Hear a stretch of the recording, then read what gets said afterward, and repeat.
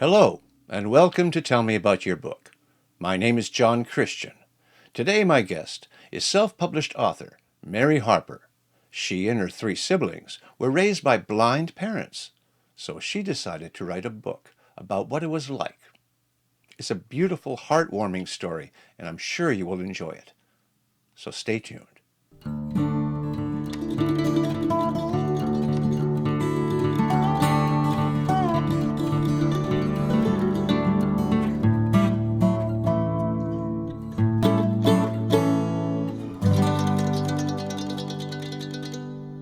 Hi, Mary. Welcome to the show. Hi, thank you for having me. Appreciate it. My pleasure. So you have written a very interesting book, I must say. I went to your website and I saw that you were raised by blind parents. I was. Yep. Wow. Tell me all about your book. Well, the book is called The Sound of Her Voice, My Blind Parents' Story. And it's a story of their lives and also what it was like for me to grow up with blind parents.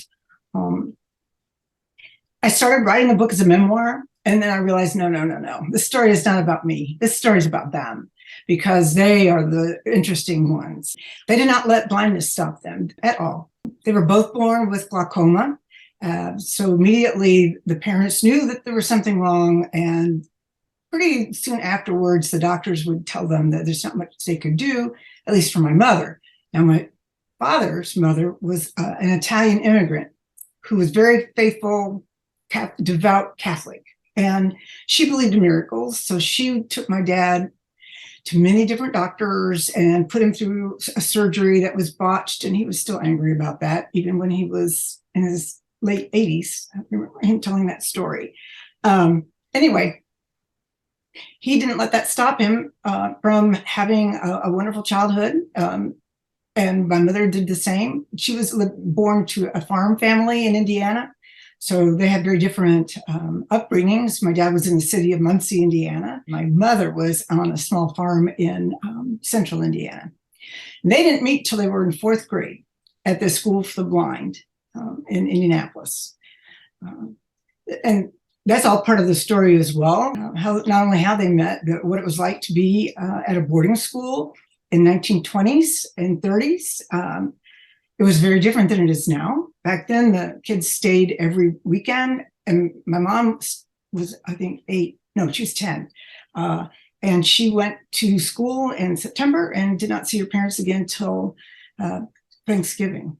So I can imagine how hard that would have been for her, and all being homesick. And you might get letters every once in a while, but she couldn't read the letters. So Dad learned Braille in the School for the Blind, and so did my mom. And then when they were in high school, they learned how to use a print typewriter, a regular one, so they could type their papers. They were the only 2 students in their class to go on to college. So they both went to Ball State Teachers College, and they would go to classes together. My mom said, I just wanted an education. And so she was taking classes for fun. My dad had more of a motive. He wanted to take pre-law classes, so he did. And he finished up 3 years there. At that time, you only needed 3 years to apply to law school. So he applied to Notre Dame Law School because his older brother did. Anyway, so Dad really, he said, in high school, they train you. Well, here are the options for a blind person. We'll teach you some music. And if you have musical talent, you could play music in a bar somewhere.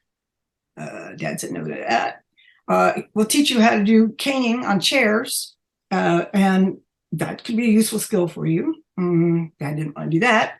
And the other thing they would teach the boys is how to make brooms. So there's a chapter in the book about how my dad got the bright idea that, we make these brooms. Why don't we see if we can sell them and make a little extra money? So there's a good story in there about them going out on their own to sell brooms. So Dad didn't want to do any of those. That wasn't going to make him enough money to support himself, much less a family. And he was deeply in love with my mom by that time. And she said, well, yes, I would love to marry you, but you have to prove to me that you can support me. And so he was very motivated. He went to Ball State, finished up there, went up to Notre Dame University Law School, and did very well there, although that's also in the book. It's very stressful to think about. You're on your own, you can't see, you're taking your notes with Braille, which is fairly slow. And then it's hard for you to just get through the everyday kind of life and memorizing everything. Mm-hmm. So, yeah, he had to listen to readers. That readers were paid for, I think, by the state. I don't know that he did, but at any rate, he had to wait for the readers to come. Then he had to listen. Then he had to memorize all that stuff and then pass his tests and so forth. So that was quite a thing. But he was so motivated because he knew that the only way he could make enough money to marry my mother was to be a lawyer.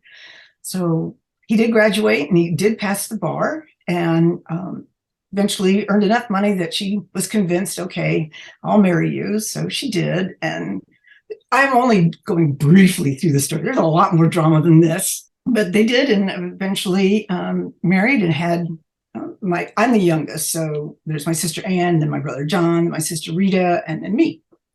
So, I didn't think anything about it. My mom was always blind, a big deal. I mean, it wasn't any different to me. She's mom. Mom cooked, she cleaned, she did everything, all the laundry. She, that's what moms do. Yeah. So I didn't think anything unusual until I got married. I had a child and I realized, oh my God, how did my mother change diapers when you can't see? She got her hands dirty a lot. And that was back in the days we had pins and cloth diapers. So, and she always told me how worried she was about poking the baby. So she made sure that her hands, she got poked many times when she was changing diapers. What's your earliest recall in your life that your parents were blind? How old were you then?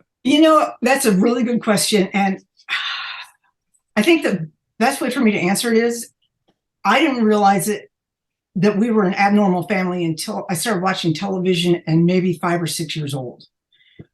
Because to me, it was natural. I didn't think anything about it. I mean, if I didn't go up to them and say, watch me, because I knew they couldn't see. And when I was 5 years old, what difference does it make? Oh, okay, here's one. When I was 4, I don't remember what I did. I did something to make my mom mad. And I ran away from her. And I remember running around the dining room table, around and being chased by my blind mother. And I thought, what am I doing? I felt so guilty. And I said, I'm never going to do that again. I'm going to be a good girl.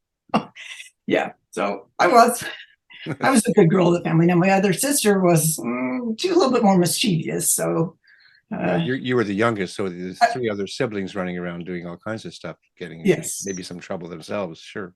Yeah. Yeah. What about friends? Having friends over? What was that like? For my parents, they did not have really close friends that they invited to dinner or whatever, nor did they socialize much. Dad was always in the public eye because he was a judge and a lawyer. Oh. Everybody knew who he was because he also had a dog, big seeing eye dog. But they didn't really have super close friends. He knew a lot of acquaintances, so they didn't socialize much. And then we lived in a neighborhood. There were no kids on my block. There were a couple scattered around an area, but it was sort of hard for me to make friends. So, yeah, I felt like I was lonely a lot when I was a kid. I learned independence. I just did things on my own. And Mom couldn't take me to piano lessons. So I rode my bike or I walked.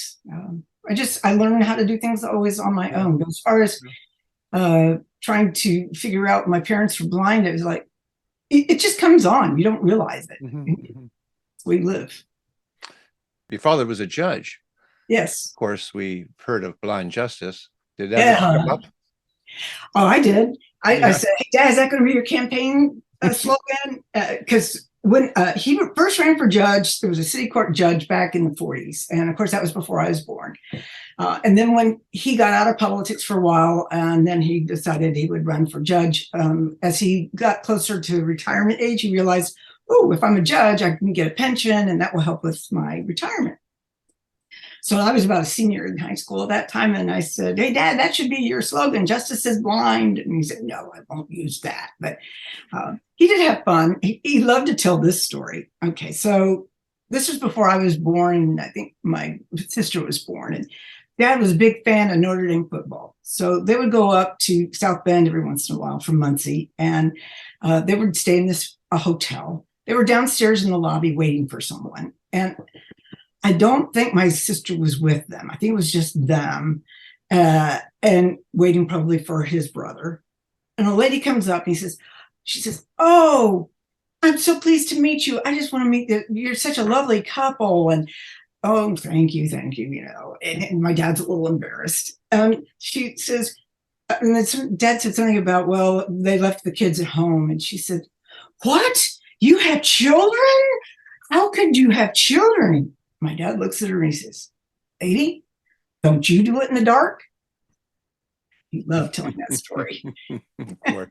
Yeah, the fact that your dad looked at her too, that's, you know, it's funny because I'm thinking of people like Stevie Wonder who plays with the word looking and seeing. You look in you listen to the lyrics and yes. You start picking out that he's got a good sense of humor about this. Yeah. You know what used to drive me nuts when I was young? I would be explaining something or showing them something, and they'd be looking at it in their hands. Like I showed them my doll, and they would be touching her hair. Oh, what a pretty doll! I'm like, okay. Or I'd be explaining something, and they'd say, "I see." I'm like, no, you don't. You don't see. But that was when I was a rebellious teenager. How long were your parents married for? 55 years. Very long time. Wonderful. Yeah, that's also part of the book. It's sad. They functioned beautifully as long as they were together and relatively healthy. And then my mom turned 85 and her health was failing. And by that time, one sister was back in Muncie and they didn't want to go back to Muncie. They were living in North Carolina at that time. And they didn't want to go back to the North Wisconsin. That's where my other sister was. I certainly didn't want to go to Ohio. So all the Midwest stuff was out and I was living in Houston, still am. I said, why don't you come down to Houston? And so they did, and they got a small place in an assisted living. They didn't want the assistance, but they knew that they needed help with cooking, you know, that kind of stuff. Mom just couldn't do much on her own anymore. Sure. Yeah. They always dressed themselves, even right almost to the very end for my mom. Yeah. She said, I don't like this place because we have to get dressed up to go down there. And that means I have to put on my hose and my shoes and my everything. I'm like, Mom, you're putting on pantyhose to go down to breakfast? I'm like, wow. But she was very proper. Yeah, yeah. Yeah. When did you write this book? Well, I finished it just recently, like in September. I was able to get it published. Okay. But it had been in process for about 15 years. Okay. It took forever, which it did. Sure. But I took classes writing. And so as over time, my writing got better. So that was one advantage. And the second was, I didn't know how to tell the story. The story is huge. And I've only barely skimmed what their lives were like. So I couldn't figure out how to tell it. I couldn't figure out whose voice should I use and how. And so I rewrote the first chapter at least, I don't know, 20 times. And I had probably about 6 drafts of the book. And then I wrote a whole lot of stuff about me. And I realized, I'm not going to use that. So I have a lot of stuff that I didn't use. And that's one reason why it took a long time. And there's times that I just didn't feel like writing. So I didn't write for 6 months. So. Sure. Of course. Yeah. And this is the only book you've written, right? Yes. And but it's so close to your life. And are you planning on writing another book, or was this something you just needed to get out? You know, some people have said, oh, can't wait for the movie, or I really want to read your next book. And I'm like, what next book? Yeah, right. Okay. Well, that's pretty good. Yeah. I've often thought about, I have a cat that's blind, actually. And it's a great story. And I would love to be able to write a story about Lily, but I'm not quite sure. I've never written a child's book or a well, it's a different genre for sure. And yeah, you had a lot to say here because it is your life with your parents and all that. What about your siblings? What do they think about you having written a book? They experienced it all too. Yes. And I had a lot of help from my sister Anne, and unfortunately she passed away in 2013, and I dearly miss her. She had breast cancer. So she loved what I sent to her, and I have a lot of emails back and forth that we were writing, and she helped me a lot. Okay. But and the other two have been real positive. There was only one thing I really sort of wish. Rita probably never will see this, but so there was a chapter that I wrote about my dad beginning to run. He was drafted to run for mayor of Muncie, Indiana. And this was in 1952 when my sister was first born. And so I wanted to title that chapter Mario, let's see, Rita, Mario's drafted and Rita is born and Mario runs. And I just thought, oh, whoops, she didn't like that. Mario runs when Rita is born. But so I cut that one and renamed it. But other than that, she hasn't had any remarks that she didn't like it. And my brother said it was very accurate. So that was a good thing. My dad loved to talk on audio cassette tapes. So he would get his tape recorder out and start telling stories. And I have several of those tapes and I transcribe them. And so I can pretty much literally tell the story as it came out, from them.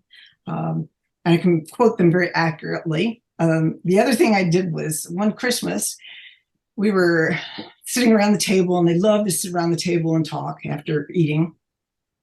And Dad starts telling some of his stories. And I'm like, I go into the room. This was back in maybe the 90s.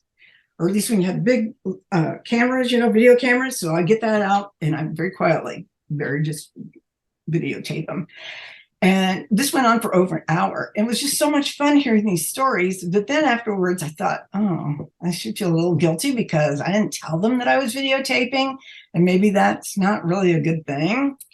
So the next night, Dad started telling more stories.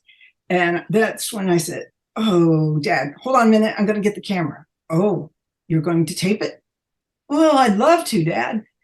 Well, okay. Then immediately he switches into his judge's voice. Well, back in the 1930s, I'm like, oh man, it got real stilted then. It wasn't the natural Dad I wanted. Right. Whenever he wanted to make a point, he would switch into his judge's demeanor. That was pretty funny. But you have those recordings. Absolutely. I have the recordings and I transcribed all those. Well, yes. Still, I mean, yeah, it's really good to have the recordings of your parents, their voice. That's unique as well. Yes. This has been a delightful conversation. Well, thank you. And I'm really moved by it. Really beautiful. I think what you've done here is wonderful. And I'm glad that your sales are doing good and hopefully they'll do better even in the future. Well, thank you. I appreciate it. Well, Mary, it was a pleasure speaking with you about your parents and your book. Thank you. Appreciate you having me on. My pleasure. Take care. You take care of yourself now. Thank you. I will. You too. Bye-bye. Bye.